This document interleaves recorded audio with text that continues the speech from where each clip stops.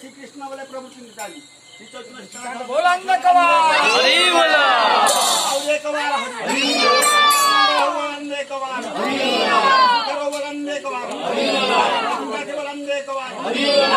पिता के बोलंदे कवार हरी प्रतिमा महाराज की स्वर्ग प्राप्त हो बोलंदे कवार हरी बोला कवार हरी हरी